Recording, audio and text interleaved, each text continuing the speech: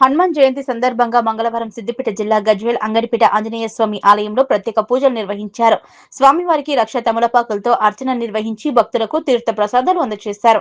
ఈ సందర్భంగా ఆలయ అర్చకులు విఠల మురళి మోహన్ శర్మ మాట్లాడుతూ అందరికీ ఆంజనేయ స్వామి అనుగ్రహం ఉండాలని కోరుకుంటూ హనుమాన్ జయంతి సందర్భంగా స్వామివారికి పంచామృత అభిషేకాలు నిర్వహించి స్వామివారికి అత్యంత ఇష్టమైన తమలపాకులతో అర్చన చేయడం వల్ల కోరిన కోరికలు నెరవేరుతాయని, ఆయురారోగ్యాలు అష్టైశ్వర్యాలు చేకూరుతాయన్నారు.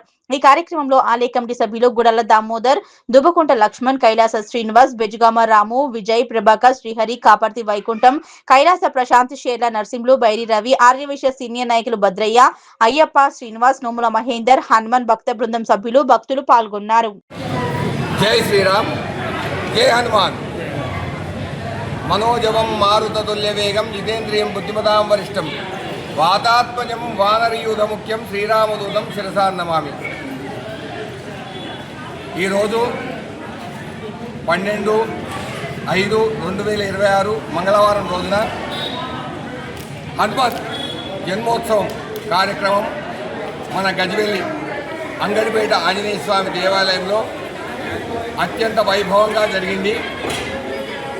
అయితే వైశాఖ మాసే దశమ్యాం పూర్వాభాద్ర నక్షత్రంలో శనివారమందు ఆంజనేయ స్వామి జన్మించినాడు.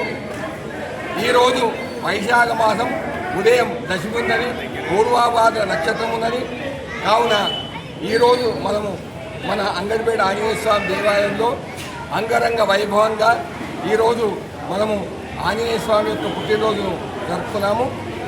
ఉదయం 8 గంటల నుండి స్వామివారికి అష్టోత్తర శత మణిసూక్త అభిషేకాలు మరియు స్వామివారికి లక్ష తమలపాకులతో అర్చన కార్యక్రమము, తదుపరి చందన పూజ అలంకరణ, మంగళహారతి మంత్రపుష్పము ఇప్పటి వరకు జరిగింది.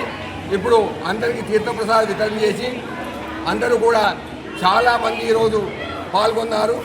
ఆంజనేయ స్వామి దయతో అందరూ కూడా చాలా సుఖ సంతోషాలతో ఉండాలని మనస్ఫూర్తిగా కోరుకుంటూ జై శ్రీరామ్.